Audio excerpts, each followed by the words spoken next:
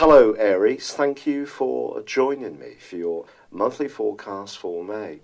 Mercury, the planet of communication, has been in your zodiac sign since early March. Now it's going to leave you on the 14th of this month and move into the sign of Taurus. But I think during its period of retrograde, which obviously went on until the middle of last month, and when it comes out of shadow on the 4th of May this month, I think that whole process may have seen you maybe changing your mind at times in terms of one future plan, but now you can start to get a little more certainty about that from the 4th, and it can gain traction and start to move forwards. Now, of course, this month begins with the Sun in your second solar house, Taurus, which is all about foundations. So when Mercury moves into this area on the 14th, this is something that I do think you're going to be thinking very carefully about.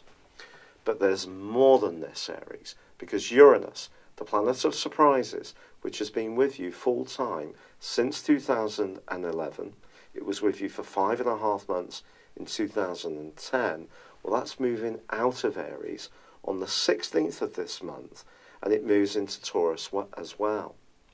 Now, it's going to reverse back into your sign on the 6th of November this year, and eventually move into Taurus full time, well, for the following 8 years or so, in early March 2019. So I think what this month is basically showing almost straight away is that, yes, you have been going through a very ideas-orientated part of the year, but now you're looking for tangible evidence to improve the basic foundations in your situation. Now, Venus starts this month in a gorgeous location, giving your communicational skills a beautiful boost. And that's also going to be forging a fab alliance with the new moon, which happens at the heart of this month. So if you have got good ideas and you're wanting to explain them to people or enthuse them to people, then that can also be a greatly helpful factor. But I think Uranus is a fascinating influence. The last time it moved through Taurus like this, or it began the journey through Taurus, was in 1934. It then moved into Gemini in 1942. Now, if you're interested in world history and you're of a certain vintage, which clearly I am, you'll know that this coincided with the start of the Second World War. If we think about it, Taurus is about stability, and it is about those tangibles, and Uranus is very much about restlessness. So if you have been feeling unsure about what you want to do with certain situations, and it is to do with income as well, or also your values, I think the main way to deal with this is to be very open-minded about how you can approach things. But this is a month which is going to see Mars, the planet of drive and authority, actually forging a really difficult angle to Uranus across 2 different zodiac signs.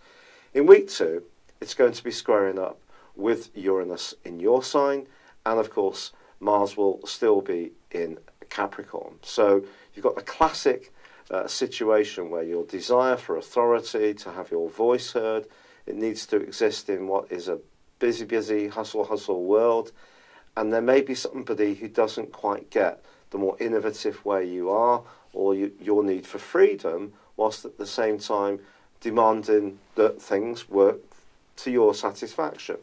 Now, once Uranus moves for the following 10 days, it's still going to be squaring up with Mars, but Mars moves on the 16th into the sign of Aquarius.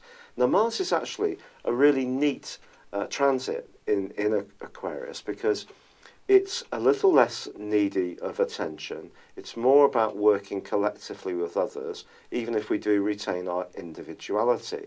But of course, Taurus is a fixed sign, Aquarius is a fixed sign, so it could be that the rubbing point for you in those 10 days from the 16th through to the 26th is that your approach to something, whilst maybe idealistic, it may not be so workable in a practical way.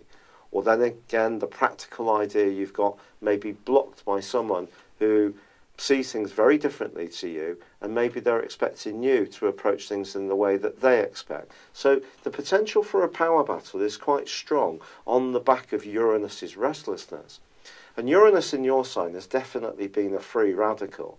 First of all, it's squared up with Jupiter, and we saw the Arab Spring, and then of course it went into the square with Pluto, and that went on off and on with a broadish kind of orb for about 3.5, 4 years. And for you, that was very much about trying to find your role in life in a way which helped you to feel authentic and real, yet also gain some kind of recognition for your talents. So this can be a repeat of that this month in week 2, but also in the following 10 days from the middle of this month. I do feel that things are going to be fluid, they're going to be flexing. You may be looking at things in a different way and trying to make your mind up exactly how things are going to go forwards. Now on the 20th, Venus moves into a lovely sector for you in terms of your environment. And if you're someone who loves gardening or home decoration or playing around with different paints in a more artistic way, that can be a lovely opportunity for you. But the Sun moves on the 21st and replaces Venus in the sign of Gemini. And Mercury is going to be moving into Gemini just as this month comes to a close. So I think there's going to be a speeding up in your mental approach and how you appreciate things as this month is progressing. But there is also a full moon, and this full moon is going to be causing a quincunx with Saturn, the planet of structure, which retains its role in a very prominent part of your situation.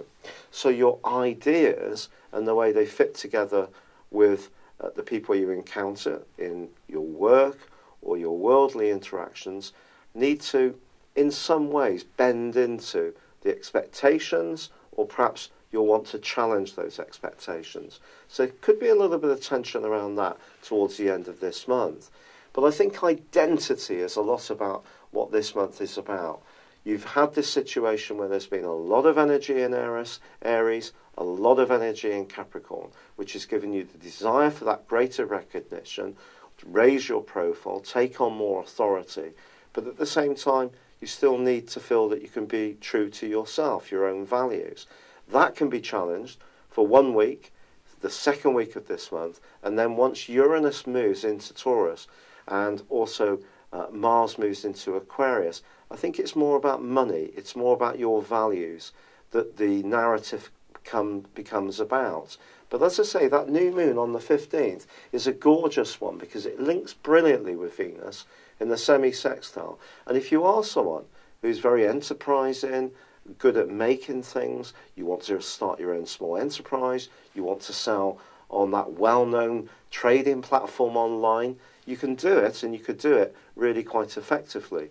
But once that more Gemini, speedy energy comes in towards the end of this month, it's your mind that needs to step up a gear, and that needs to fit together again with how you're fitting into the wider world. So the demands of that cardinality in Capricorn is still going to be there, and you're still going to be wanting to evolve your thinking, your attitude to money, the foundations in your world. But just don't be surprised if there's something that's giving you an awful lot of security over a long period of time that you might just want to almost throw it over, shake it up, start again in some kind of new way, as long as you can be authentic to yourself.